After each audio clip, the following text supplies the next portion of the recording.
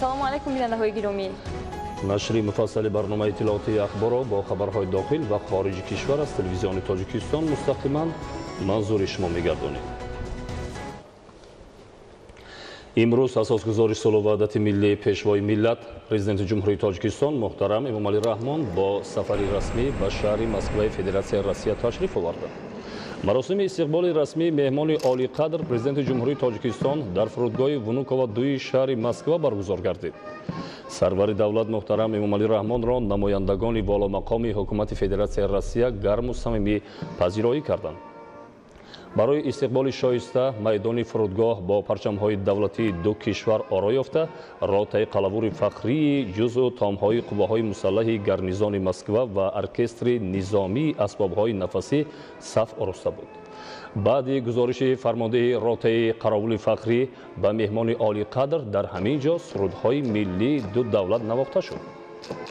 маросими истиқболи расмӣ бо гузаштани президенти ҷумҳурии Тоҷикистон аз назди ротаи фахрӣ ва эҳтиром ба ливои ротаи фахрӣ, гузаштани тантанавии қаровули фахрӣ ҷузъу томҳои қувваҳои мусаллаҳ аз назди меҳмони олимақом ба поён расид. асосгузори сулҳу ваҳдати миллии пешвои миллат президенти ҷумҳурии Тоҷикистон муҳтарам Эмомалӣ Раҳмон дар доираи сафари расмӣ ба Федератсияи Россия бо раиси Думаи давлатии Федератсияи Россия Вячеслав Володин мулоқот намуданд. дар мулоқот вазъи кунунӣ ва дурнамои муносибатҳои байни парлумонии ҷумҳурии Тоҷикистон ва Федератсияи Россия мавриди баррасӣ қарор дода шуд. муҳимияти шарикии стратегии Тоҷикистон ва Россия, ҳамгироии байнидавлатӣ дар доираи кори Комиссияи ҳамкориҳои байнипарлумонӣ ва Ассамблеяи байнипарлумонии Иттиҳоди давлатҳои мустақил таъкид карда шуд ва муносибатҳои байнипарлумонӣ асоси маҷмӯи ҳамкориҳои гуногунҷанбаи Тоҷикистон ва Россия арзёбӣ гардид. доир ба рушду густариши ҳамкориҳои дуҷониба дар соҳаҳои иқтисоду тиҷорат, ҳамкориҳои гуногунҷанба байни минтақаҳои Тоҷикистон ва Россия, ҷалби бештари сармояи Россия ба иқтисодиёти Тоҷикистон, таҳкими робитаҳои манфиатбори дуҷониба дар соҳаҳои илму техника, фарҳангу иттилоот, тайёр кардани кадрҳои баландихтисоси соҳаи маориф ва забономӯзӣ, табодули афкори судманд баргузор шуд. дар мулоқот барои дарёфти роҳҳои нави рушди ҳамкориҳои дуҷонибаи ҳарбии техникӣ, таҳкими иқтидори мудофиавии Тоҷикистон ва масъалаҳои вобаста ба муҳоҷирати меҳнатӣ фикру мулоҳизаҳои судманд баён гардид. ҷонибҳо ҳамзамон масоили марбут ба авзои кунунии минтақа ва ҷаҳон, роҳу усулҳои нави тақвияти мубориза бар зидди зуҳуроти номатлуби ҷаҳони муосир аз қабили терроризму экстремизм, муомилоти ғайриқонунӣ, маводи мухаддир, ҷиноятҳои муташаккил ва фаромилиро мавриди баррасӣ қарор доданд. дар охир президенти мамлакат муҳтарам Эмомалӣ Раҳмон аз раиси Думаи давлатии Федератсияи Россия даъват ба амал оварданд, ки дар вақти барояшон муносиб ба Тоҷикистон ташриф оранд. сафари расмии асосгузори сулҳу ваҳдати миллӣ пешвои миллат президенти ҷумҳурии Тоҷикистон муҳтарам Эмомалӣ Раҳмон дар шаҳри Москваи Федератсияи Россия идома дорад. аз ҷараёни сафар дар нашрҳои минбаъдаи ахбор ба таври муфассал ба шумо иттилоъ хоҳем дод. идомаи ахбор: амалӣ намудани тадбирҳои зарурӣ ҷиҳати баромадан аз бумбасти коммуникатсионӣ, татбиқи лоиҳаи сохтмону навсозии шоҳраи Душанбе Бохтар яке аз тадбирҳоест, ки барои ноил гардидан ба яке аз ҳадафҳои стратегии мамлакат нақши муҳим дорад. рафти татбиқи лоиҳа дар кадом сатҳ қарор дорад? дурнамо дар ин самт чист?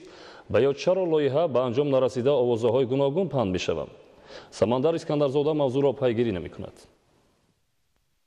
татбиқи лоиҳаи марҳилаи аввали корҳои сохтмону навсозии шоҳроҳи Душанбе Бохтар 3 сол муайян шуда, он бояд мутобиқ ба талаботи меъёрҳои байналмилалии роҳсозӣ анҷом дода шавад.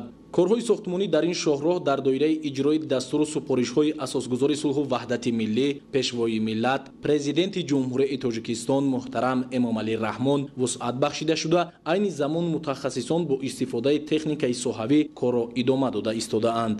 از جانب خود پیشوای ملت اساسگزار صلح و وحدت ملی محترم امام رحمان خیلی مبلغ گذاری زیاد شده است، دستگیری زیاد شده است، توجه خیلی زیاد است نسبت راه ها، برای که ما راه آبی نداریم، اساسا انتقال بار توسط وسایل نقلیات برگزار می‌گردد. از همین سبب البته راه ها خیلی اهمیت استراتژیکی دارند. мавриди зикр аст ки марҳилаи аввали лоиҳаи сохтмон ва навсозии шоҳроҳи душанбе-бохтар 33,2 километро фаро гирифта баъди татбиқи лоиҳа роҳ аз категорияи сеюм ба категорияи 1Б гузаронида мешавад. паҳноии роҳ аз 16 то 25 метрро ташкил медиҳад. фармоишгари иншоот маркази татбиқи лоиҳаҳои таҷдиди роҳҳои вазорати нақлиёти ҷумҳурии тоҷикистон, машваратчии байналмилалӣ, ширкати машваратии кокси олмон, машваратчии маҳаллӣ, ҷамъияти дорои масъулияти маҳдуди автострада ва пудратчӣ, корпоратсияи сохтмони роҳҳо ва кӯпрукҳо Синзиян Бейсин мебошад. марҳилаи дуюми сохтмони ин шоҳроҳ 39,6 километро дар бар гирифта, мувофиқи лоиҳа дар ин қитъа сохтмони як пул, 46 қубури обгузар, мавзеи чорвогузар, 18 истгоҳ ва 3 гузаргоҳ сохта шуда, иншоот ба категорияи якуми роҳдорӣ мутобиқ гардонида мешавад. раванди сохтмон дар иншооти Душанбе-Бохтар ки аз ду марҳила иборат аст. марҳилаи якум 33,2 километр бо маблағи 96 миллион доллари амрикоӣ пурра имрӯз татбиқ шудааст. аз худкунии маблағҳо 40%-ро ташкил медиҳад. дар марҳилаи дуюм бошад имрӯзҳо 39,6 километр дарозии роҳ буда маблағи умумии лоиҳа тибқи созишнома 107 миллион долларро ташкил медиҳад. аз ин бо сабаби камтар дер оғоз гардам албатта имрӯз тақрибан 11% маблағҳо аз худ кара шуданд. рӯзҳои охир дар бораи пулакӣ шудани ин роҳ сару садоҳо зиёд шуданд ки ба таъкиди намояндагони вазорати нақлиёти ҷумҳурии тоҷикистон асоси воқеӣ надорад. нисбати пулакӣ гаштани роҳ имрӯз ин барвақт аст. мо ҳозир нисбати ин масъала ҳеҷ гуфта наметавонем, албатта то ба истифода супордани иншооти мазкур. иншооти мазкур агар соли 2023 ба итмом расад, як соли дигар муҳлати кафолатӣ дорад. ба ғайр он ин 2024 2025 пурра ба истифода супордагӣ шуд. баъд аз он бо дастуру супоришҳои ҳукумати ҷумҳурии Тоҷикистон мо амал менамоем. айни ҳол нисбати ин масъала ягон корбарӣ нашудааст. ба пуррагӣ раҳоӣ бахшидани тоҷикистон аз бунбасти коммуникатсионӣ ва ба кишвари транзитӣ табдил додани он аз ҳадафҳои аслии ҳукумати ҷумҳурии Тоҷикистон маҳсуб меёбад. бунёди роҳу пул ва нақбҳо пайваста бо таваҷҷӯҳи хосаи роҳбарияти давлату ҳукумати мамлакат анҷом дода мешавад ва дар оянда низ идома меёбад. Самандар Искандарзода, Бубуалӣ Тағозода, Ахбор. корҳои барқарорсозӣ дар мавзеъҳои азофати табиӣ зарардидаи шоҳроҳи байналмилалии мошингарди Нуробод, Рашт, Тоҷикобод Лахш вусъат меёбад. айни ҳол бо ҷалби 8 техникаи гуногун тамға коргарони муассисаи нигоҳдории роҳҳои ноҳияи Рашт корҳои барқарорсозиро анҷом дода истодаанд. гузориши Идигули Маҳмуд аз ноҳияи Рашт. масофаи зиёда аз 3 километраи шоҳроҳи мошингарди байналмилалии Нуробод, Рашт, Тоҷикобод Лахш то сарҳади ҷумҳурии Қирғизистон давоми 2 соли охир бар асари баланд шудани сатҳи дарёи Сурхоб хеле ҳам зарар дида буд.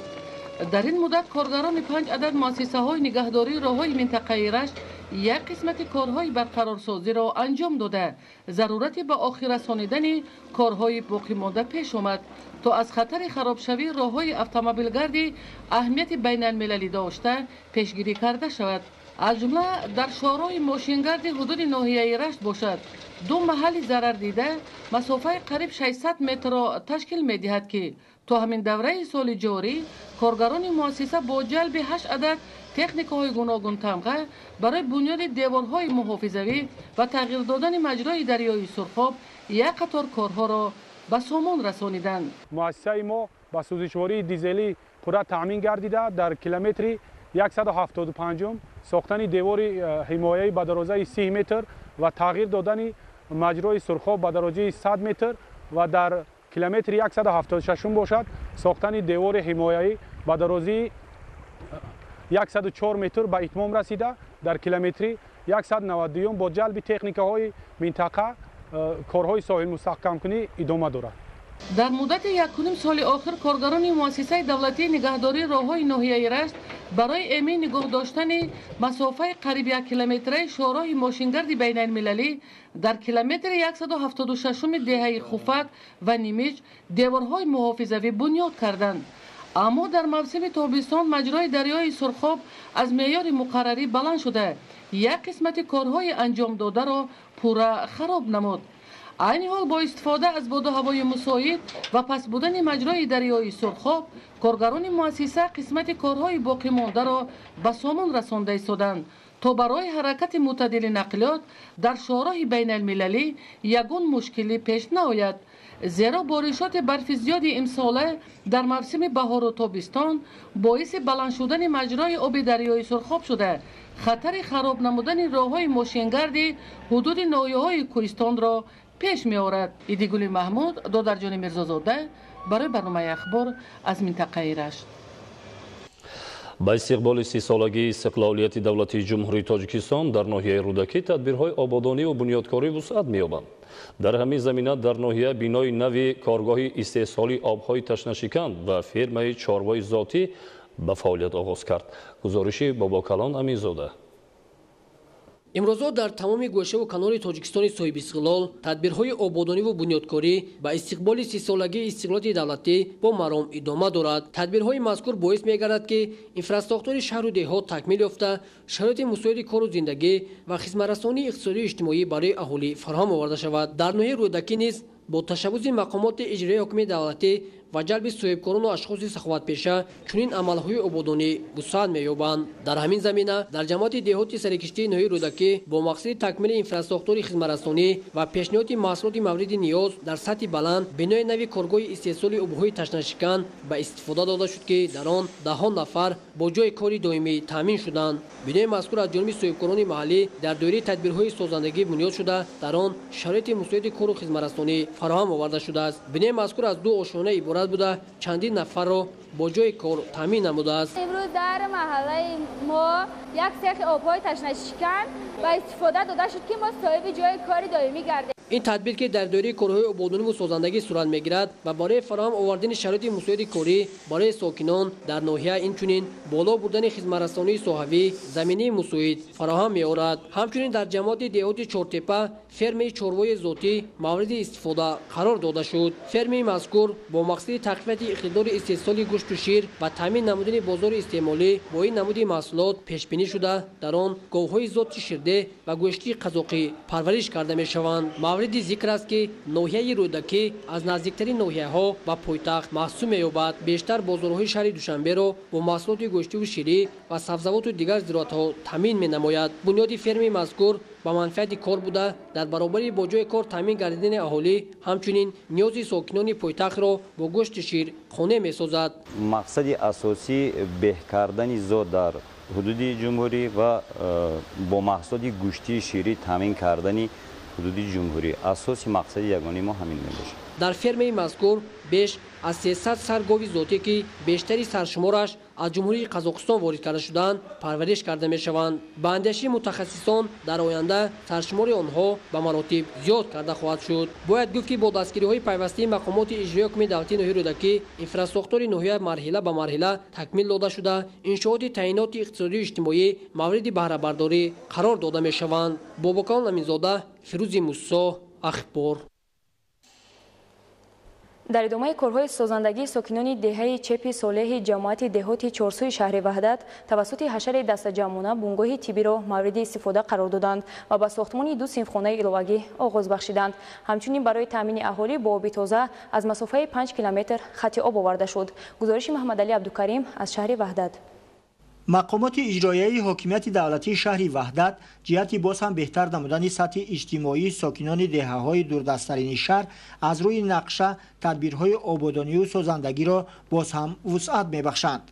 دهه چپ صالح 20 کیلومتر از مرکز جماعت دهات چارسو دور جایگیر بوده، با ابتکار شخصان برومند دیار و در دایره کارهای سازندگی و بنیادکاری در سالهای رشد دهات، سیاحی و هنرهای مردمی این روستای کوهدامن با ساختمان چند انشاءات انفراستراکچوری باز هم آباد و زیبا می‌گردد. مشکلی اساسی ساکنان دهه نبودن آب نوشاکی در دایره کارهای بنیادکاری عملی کرده شد. به دهه از مسافه 5 کیلومتر توسط قبورهای آبگذر خط آبی نوشاکی آورده شد. به مسافه 5 کیلومتر با مبلغ 48,000 سومان به دهه ما آب آوردیم و هر یک خواجگی در 3 خواجگی یک نقطه آب تقسیمات کردیم. در آینده ما نقشه گرفتیم که یک 2 صنفخانه در مکتب ما و یک کابینت کمیته محل ساخته به استفاده دهیم تا سال 2020. ساکنان دهه چپ صالح جماعت دهات چارسو با مقصد باز هم بهتر نمودن سالمی جامعه در مدت کوتاه صاحب بینای نوی بنگاه طبی گردیدند. انشاءات نوی تندرستی با سهم ساکنان بنیاد و مورد استفاده قرار داده شد.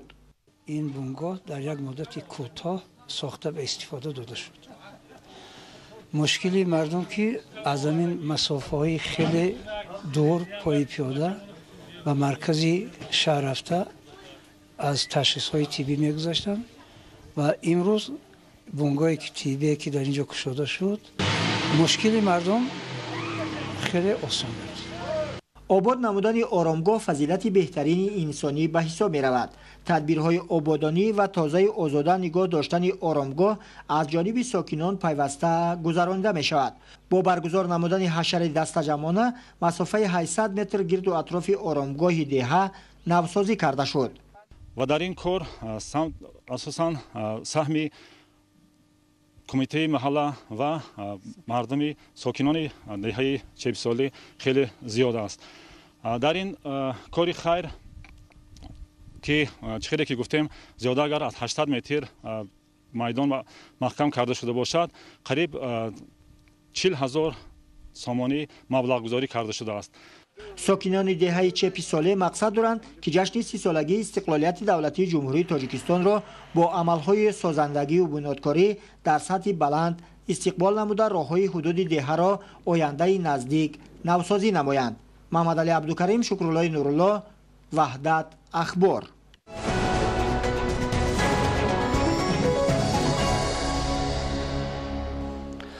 در شهر پاریژ فرانسیا در بینای قدیمه کلیسای نوتردام دی پاری سوختاری شدید به وقوع پیوست. علنگه آتش قسم زیادی بینای مذکور که یکی از رمزهای اساسی فرانسیا به حساب می رود فرا گرفت. شرح این و دیگر خبرها از خارج کشور. در پایتخت فرانسیا شهر پاریژ در بینای کلیسای قدیمه نوتردام که یکی از رمزهای اساسی فرانسیا محسوب می شود سوختار سر زد. علنگه آتش در قسمی بالایی بنا به عمل آمده در مدت کوتاه بالاپوش بینای تاریخی را فرا گرفته آن را خراب کرد. هنگام سر زدن سوختار در بینای کلیسا کارهای تعمیری جریان داشته است. با گفته کارمندان خدمات آتش نشانی فرانسیا احتمال سوختار در بینای کلیسای نوتردام شهر پاریژ هنگام کارهای تعمیری به عمل آمده باشد. برای خاموش کردن علنگه آتش کارمندان خدمات آتش نشانی با تکنیک‌های مخصوص ساعت‌ها مبارزه بردند. کارشناسان امروز می‌دانند که کارمندان خدمات آتش نشانی فرانسیا برای خاموش نمودن علنگه آتش سست عمل کردند، زیرا پس از سپری شدن 10 دقیقه از خراب شدن بالاپوش بینای کلیسا در نتیجه سوختار از چرخبال‌های مخصوص که برای چنین وضع پیش بینی شدند استفاده نگردیده است. سبب دیگری سری وقت خاموش کردن نتوانستن سوختار و با سرعت پهن گردیدن آن در منطقه نوتردام شهر پاریژ فرانسیا تنگ بودن راه‌های نقلیاتگرد ارزیابی شده است، زیرا از سبب به هم نزدیک بنیاد شدن بناهای بلندنشانه و تنگ بودن کوچه‌ها کارمندان خدمات آتش نشانی نتوانستند سری وقت به محل حادثه آیند. پس از رسانایی شدن خبر سوختار در بینای کلیسای نوتردام شهر پاریژ فرانسیا چند دولت اروپا برای خاموش نمودن سوختار کمک خود را به حکومتداران این کشور پیشنهاد کردند. بینای کلیسای نوتردام در یکی از مکان‌های سیاحی شهر پاریژ فرانسیا جایگیر بوده آن در عصر 14 بنیاد کرده شده است. طبق اطلاع وسایل اخبار عمومی محلی همساله تا 13 میلیون سیاح از این مکان شهر پاریژ فرانسیا دیدن می‌کنند. موافق معلومات شبکه تلویزیونی یورانیوز شدت سوختار در بینای کلیسای نوتردام تا حدی بوده است که در دقیقه‌های اول بخش زیادی بالاپوش آن را فرا گرفته خراب کرده است.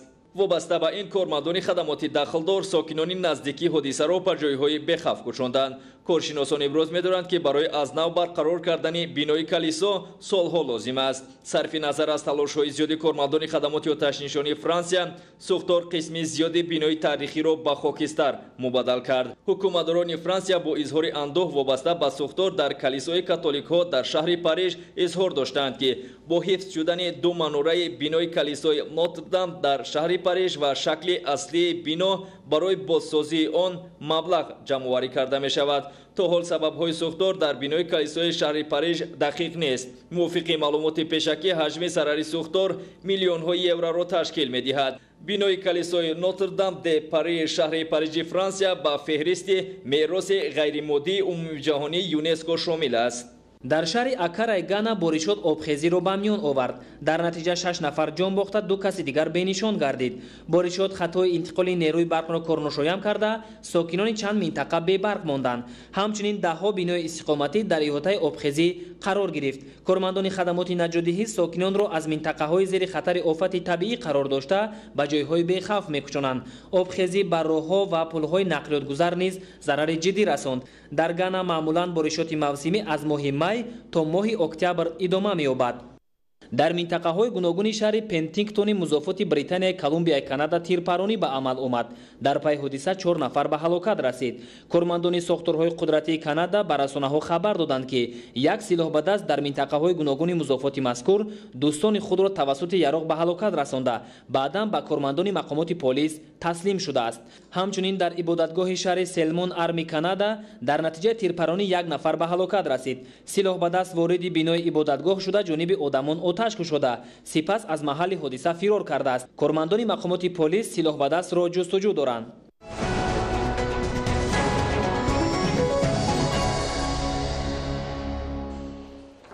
موافق تحقیقات علمای ساحه کشاورزی در جهان 22,000 نماد ماهی موجود است که 65 نماد آن در جمهوری تاجیکستان به خود گرفته شده است. از این نشانداد تا امروز در مملکت 10 نماد ماهی پرورش می‌یابد. زوفیا رحیمزاده اوید به منفعت استعمال ماهی گزارش می‌دهد. در تمام جهان گوشت ماهی از نگاه صفت نسبت به گوشت مرغ، گاو، گوسفند، اسب و دیگر نمود گوشت غذایی مقام و افضلیت بلندتر داشته، استعمال آن به سالمی انسان منفعت کلان دارد. به اندیشه متخصصان ساحه طب، گوشت ماهی در ارگانیسم نقش تجزیه کنندگی را بازیده، استعمال پیوسته ماهی نور چشمان را حفظ می‌کند. ماهی اصلا با گروه محصولات داخلی است که زود خلق شونده است. با دیگر محصولات اگر که مثال مقایسه کنیم، وای در ارگانیسم انسان در مدت 2-3 ساعت هضم می شود که مثال اگر در مقایسه با دیگر محصولات گوشتی کنیم باید 4 تا 6 ساعت هضم می شوند. در ترکیب ماهی بغیر از ویتامین ها گروه مثال آ، ب، د، کلسیم، مگنی، کالی، فسفر، یود و غیره وجود است که به ارگانیسم انسان فایده نکنند. در مملکت به رشد ساحه ماهی پروری توجه و اعتبار جدی داده می شود. در این سمت قبول قانون و تطبیق لایحه و برنامه‌های دولتی عملی گردانده می شوند که جهت نگاه و بین و پرورش نمودهای گوناگون ماهی به مانند گل ماهی، تاس ماهی، سازن، امور سفید، پیشانه‌قفس سفید، کرس نقره‌گین و غیره ها که گوشت آنها لذت خاصه را دارند، زمینه‌های مساعد فراهم می آورد. عین زمان در جمهوری 10 نمود پرورش ماهی برای مانده شده است. اندیشیدن و براه ماندن پرورش علمی دیگر نوهای ماهی ها در شرایط آب و اقلیم جمهوری تاجیکستان مساعد و از نگاه اقتصادی منفعت آور می باشند. از این رو مسئولان ساحه کوشش می نمایند تا نوهای نوی ماهی به مملکت وارد گردیده پرورش کرده شود. بنا به معلومات ها از گوشت ماهی دیده ارد و روغن ماهی در انکشاف ذهنی، جسمانی و دراز عمری نقش مهم داشته، این محصولات های از ماهی تیار می شده در جهان ارزش گران دارند. استعمال ماهی به زنهای حامله‌دار نیز منفعت کلان دارد. ماهی باید در جای و حرارت معین نگاه داشته شده با صفت خوب پیشنهاد استعمال کننده گردد. ماهی را ما توصیه می‌دهیم که برای آبجوش کردن مثال آب پخته استعمال کنند. برای مثال در فولگا و برای مثال با همچون مثال سیخ کباب و دیگر شو گریلی مثال پخته و استعمال نمایند. معین کرده شده است که در آب‌های نه آنقدر سرد جمهوری تاجیکستان زیاده از 20 نوع ماهی را پرورش کردن ممکن است. جهت رشد بی‌میلان این بخش سردرآمد و مفید برای سلامتی اهالی، برنامه‌های دولتی مورد تطبیق قرار دارند، ولی اقدام اختیاری صاحبکاران در مورد بنیاد کارخانه‌های کنسروکننده ماهی نیز به منفعت خواهد بود. در ناحیه اسپیتامین به کشت چگید آغاز بخشیده به مسئولان و خواجگیداران جهت بیشتر کشت نمودن چگیدهای نوهای نوی با صفت دستور و مسئولیت‌ها دادند. وابسته به این از جانب مسئولین ریاست کشاورزی ناحیه به مقدار 22 تانه چگید نوهای با صفت خریداری و به خواجگی‌ها دسترس کرده شد. گزارش محمود احمدزاده و دلشاد یوسفی. در ناحیه اسپیتامین مساحت زمین کارم آبی 15,000 گکتار را در بر گرفته وابسته به منفعتناکی پخته سال از سال میدان کشت آن زیاد می‌گردد. سال گذشته خواجگی‌های ناحیه در میدان 5800 گکتار پخته کشت نموده حاصل بیش از پیشبینی را به دست آوردند که این باعث هوسمندی خواجگی‌ها گردیده امسال کشت پخته را تا به 6400 گکتار رسانیده‌اند. باید به استفاده بیشتری چگیت لوچ کرده شده در دوره کشت که یک چند برتری‌ها سریع انکشاف یافتن و افزون شدن حاصل را دارد. از جانب مسئولان سرریاستی کشاورزی ولایت سوخت و ناحیه سپیتامین راهبران خواجگی‌ها چیگیت لوچ کرده شده نو ترکی خریداری شده و خواجگی‌های ناحیه سپیتامین دسترس کرده شد. جهتی تطبیق این سپارش پیشوای معظم ملت ما تصمیم گرفتیم که در جایگاه با رهبریت کارخانه کارکرد پخته جمعیت دارای مسئولیتش محدود 25 سالگی استقلالیت طریق شرطنامه از دولت ترکیه به مقدار زیاده از 20 تانه چیگیت لوچ کرده شده نوهای عالی و ریپرودکسیونی که به اقلیم و آب و هوای همین ناحیه مطابق است وارد نماییم و این باعث با خواجگاه کشاورزی با تخمی‌های نو تامین نمودن مساعدت می‌نماید. موافق با طلبات اگروتکنیکا در کشت چیگیت برای 1 هکتار زمین چیگیت عنعنوی 100 کیلوگرم صرف می‌شود و اگر چیگیت تخمی لوچ کرده شده کشت کرده شود به 1 هکتار زمین تا 25 کیلوگرم چیگیت لوچ کرده شده بسندگی می‌کند. این تخم‌ها با طلبات‌های صفات جوامعیت تخمی‌های ریپرودکسیون اعلی میباشد و حاصلناکی از 40 تا 50 سنتی میباشد. خواجگی‌های ناحیه سپیتامین بهر سریع وقت انجام دادن کشت چیگیت کوشش نموده تا امروز در میدان 2000 گکتار پخته کشت نمودند و در دوره من بعد از چیگیت تخمی لوچ کرده شده که وارد شده است استفاده نموده در سالهای آینده از حساب تخمی این نو برای دوره کشت آینده چیگیت تخمی ذخیره نمودنی‌اند. در ناحیه همزمان امروزها برابر پخته‌کاری بهر افزون نمودن حجم محصولات صنعتی، ابریشم و پله‌پروری نیز توجه ظاهر کرده شده است. پله‌پروران ناحیه امسال به مقدار 2200 قطعه کرمه گرفته و پرورش که اصولهای مخصوص خود را دارند مشغولند. موافق با پیشبینی از 1 قطعه تا 38 کیلوگرم پله به دست آوردن ممکن است. از این حساب در ناحیه سپیتامین خواجگی‌ها پله‌پروران امسال تا 84 تانه پله به دست آوردند که در استواره موقع ساحه صنعت مملکت مساعدت می‌نماید. کشت چیگیت در ناحیه کوشانیان در عرفه انجامیابی قرار دارد. این موسم کشاورزان ناحیه نقشه دارند در میدان 11000 گکتار چیگیت کشت نمایند. گزارش عبدالرزاق عزیز از ناحیه کوشانیان. کشاورزان ناحیه کوشانیان چون سالهای گذشته در ناحیه کوشانیان از تخمی‌های نوی خطلون 2014 و استحصال ترکی استفاده می‌برند. به اندیشه کشاورزان ناحیه آنها از همین نوی تخمی‌ها حاصل دلخواه می‌رویانند. دهقانان هم با برداشت خوب استحصالات سطح زندگیشان را بهتر می‌کنند. مقصد ما بالا برداشتن سطح زندگی خواجگی سهامداران امروز کارهای صحرایی در خواجگی‌ها در حدود جماعت کارهای صحرایی رفته ایستاده است. کارکردی بین قطارها را آغاز کردیم. کوشش میکنیم که او نقشه‌ای که به ذمه ما است سربلندانه بریم. در دهات زرگر، ثروت استقلال، آریان و نوبهار ناحیه کوشانیان تکنولوژی خوبی پرورش پخته مشاهده گردید. آنها تخمی‌های اعلی صفت را نه از خارج جمهوری بلکه از حساب خواجگی تخمی پروری حاصلات ناحیه دسترس میکنند. تجربه ثابت نمود که تخمی‌های وطنی تا 50 سنتنری هم حاصلناکی دارند. از همین خاطر همه کارکرد زراعت در مهلت معین به انجام رسانیده می شود. الکی در میدان 120 گکتار پخته ما پورا سبزی یافته است.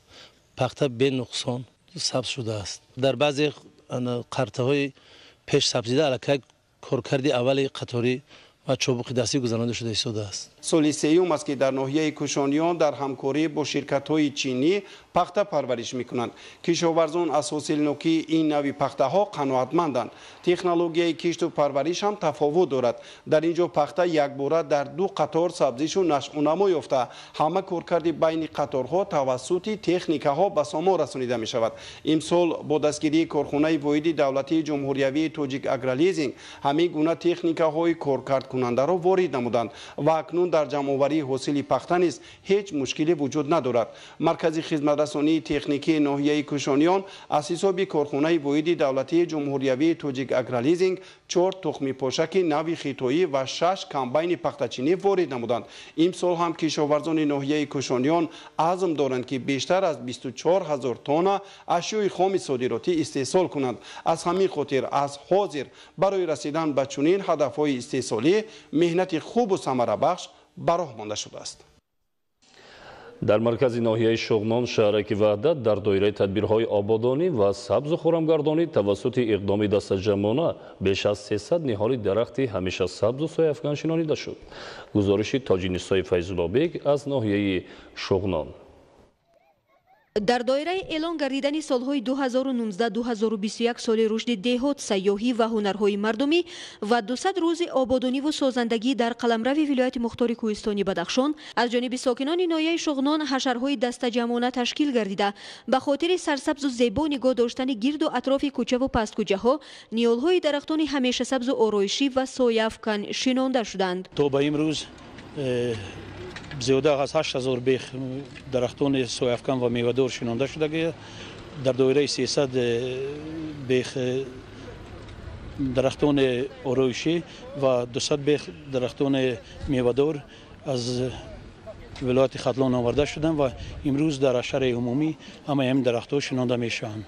бошандагони ҷамоатҳои Поршинев ва Мирзоҷон Ширинҷонови ноҳияи Шуғнон ки нисфи зиёдашро толибилмони муассисаҳои таълимӣ ташкил медиҳанд, дар соҳили дарёи Панҷ қад-қади роҳи мошингарди аҳамияти байналмилалӣ дошта ба шинондани дарахтони сояфкан ва ороишӣ машғул буданд ки ба ин васила тавонистанд қисмати гӯшаи диёрро обод намоянд. Табиати нотакрори Бадахшони кӯҳӣ ҷаҳониёнро ба худ ҷалб намуда, бо обҳои шифобахш ва манзараи зебо ҳамасола шумораи зиёди сайёҳон ба ин минтақаи афсонавӣ сафар менамоянд. Ба ҳамин хотир дар аксар ҷамоатҳои поёнии ноҳия бо иқдоми сокинони ноҳия ҷангалзорҳо бунёд гардиданд ки шумораи зиёди дарахтони сояфкан беду сафедор дар ин мавзеъ шинонда шуданд ки ин амал на танҳо ба зебоии ин минтақаи кишвар, балки ба тозаву озода нигоҳ доштани боду ҳавои мамлакати кӯҳсорамон мусоидат менамояд. Маъракаи кабудизоркунӣ ва корҳои созандагиву бунёдкорӣ минбаъд низ дар ноҳияи Шуғнони вилояти мухтори кӯҳистони Бадахшон бо маром ҷараён ёфта, бари зебо нигоҳ доштани кӯчаву гулгаштҳо ва қад-қади роҳҳо, шинондани гулу буттаҳо аз тарафи сокинони маҳаллӣ ва дигар шахсони алоҳида идома дорад. дар асоси фармоиши хадамоти зиддинҳисорӣ назди ҳукумати ҷумҳурии Тоҷикистон аз 4 марти соли 2019 ширкатҳои мобилии мамлакат муваззаф гардиданд ки интернетро ба муштариён бо нархи на камтар аз 5 дирам, ин ҳам бе назардошти андоз пешниҳод намоянд. Ин иқдом бо мақсади ба танзим даровардани бозори интернети мобилӣ, мутобиқ гардонидани суръати интернет ва истифодабарии самараноки он аз ҷониби шаҳрвандон амалӣ мегардад. гузориши Садриддини Сироҷиддин. қаблан дар ҷумҳурии Тоҷикистон нархи 1 мегабайт интернет то ба 3 дирам мерасид ва ҳамчунин бастаҳо пешниҳод мегардиданд ки нархи онҳо аз ҳамдигар фарқ дошт. доираи фармоиши хадамоти болозикр талаб менамояд ки минбаъд 1 мегабайт интернет бояд аз 5 дирам кам набошад. ин ҳам беназардошти андоз аз арзиши иловашуда. ин дар кадом ҳолат аст? мисол бастаҳое буданд ки он ҳам дақиқа медоданд, ҳам интернет медоданд, ҳам смс медоданд. ҳамин ҳолатҳоро мисол ҳамаша ба инобат гирифта доираи ҳавай аз гуфтем ки аз 1 дирам то 3 то 4 дирам нархгузорӣ мешуд, берун аз баста мешуд. агар ҳолатҳое буданд ки 20 дирам 30 дирам вобаста ба тарифи хизматрасонӣ нархгузорӣ карда мешуд. ҳамина мақсад дози баъд баъзе мушкилотҳои дига ҳам ҷой дошт ки мисол белимит интернети белимит пешниҳод мешуд. ҳамин ҳолатҳода мисол вақте ки мақомоти андоз ҳамин чизҳоро аз рӯи муайян кардани ҳаҷми интернет барои андозбандӣ кардан бояд муайян набуд ки ҳамин чанд андозбандӣ карда мешавад ё ки ҳамин доираи кадом белимит кадом меъёрро муайян карда мешавад, ҳамин нархҳо муайян набуданд. барои ин хадамот бозам таъкид мекунем ки дар асоси хулосаҳои гурӯҳи корӣ ҳамина гӯё ки бузора ба танзим дароварди як нархи муайяна пешниҳод кард.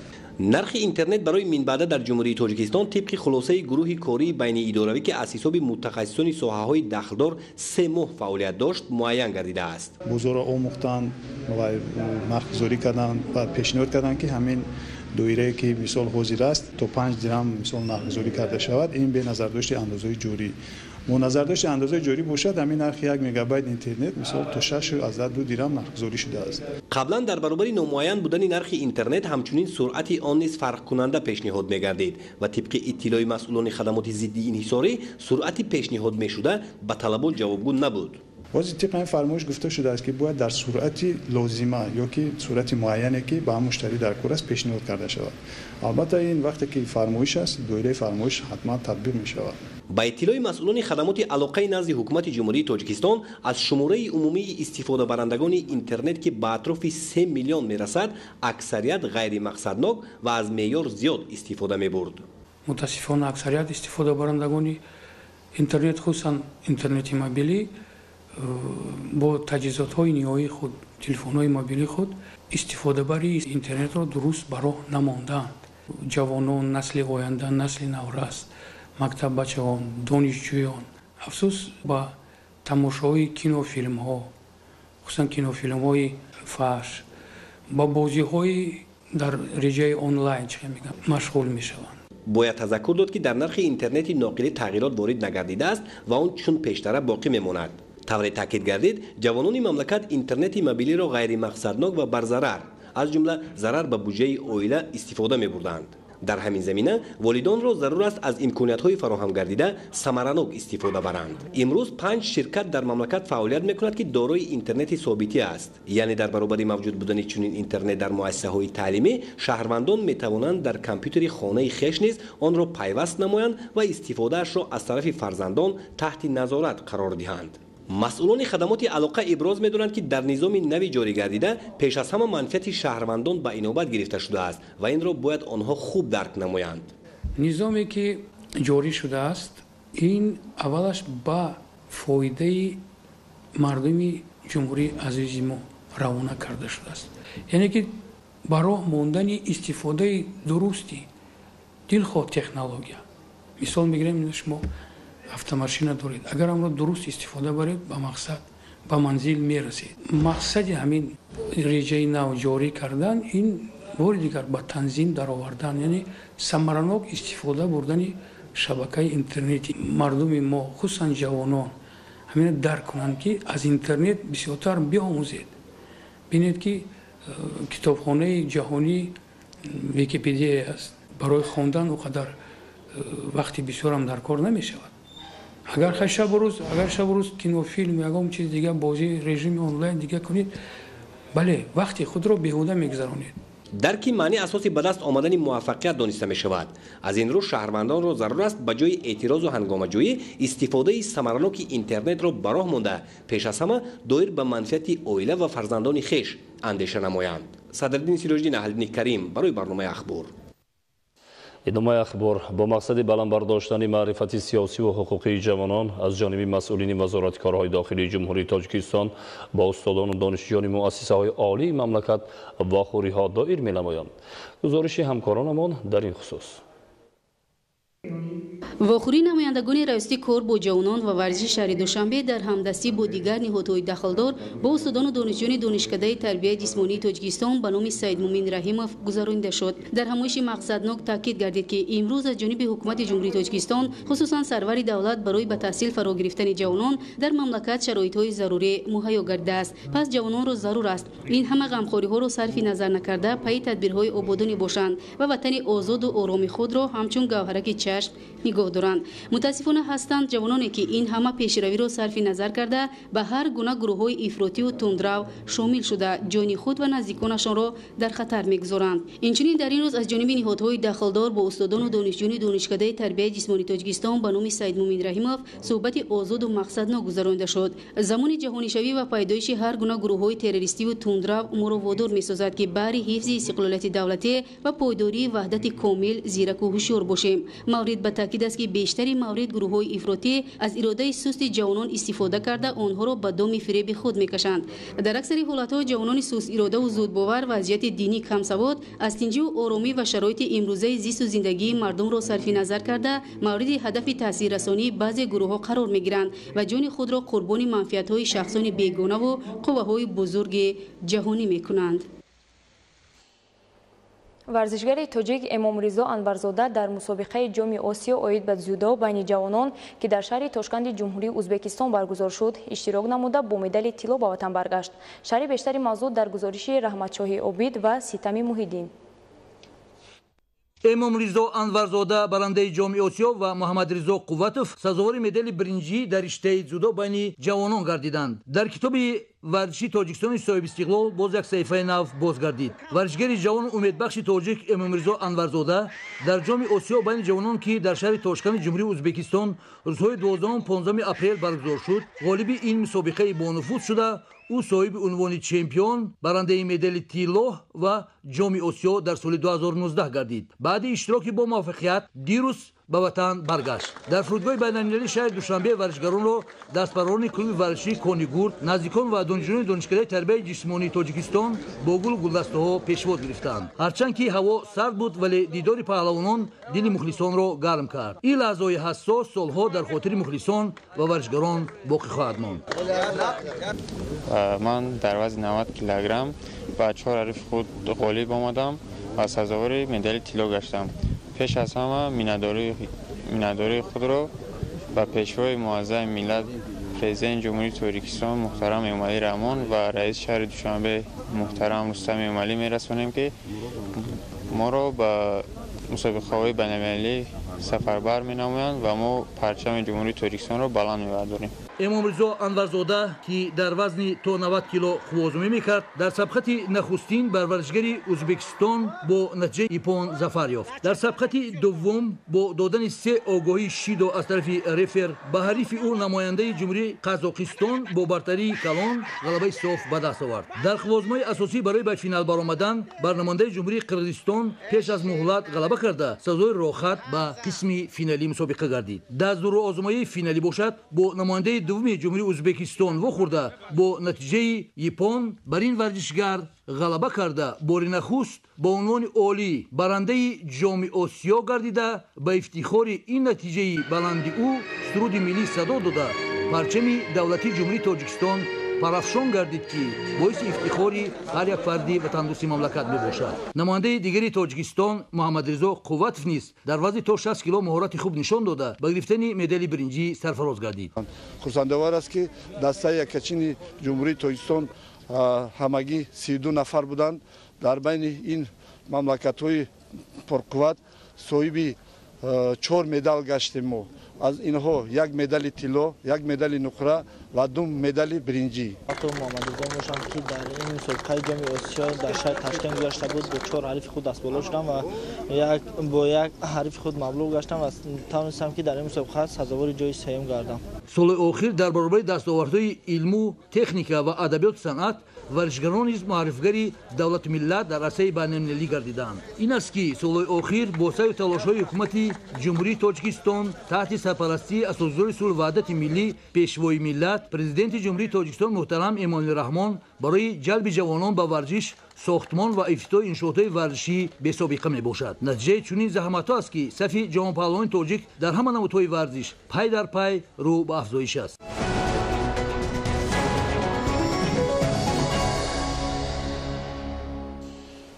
бинандаҳои гиромӣ, ин буд нашри муфассали барномаи иттилоотии ахбор. ба шумо зиндагии ободу осоиштаро таманно дорем. бо барномаҳои телевизиони Тоҷикистон бимонед.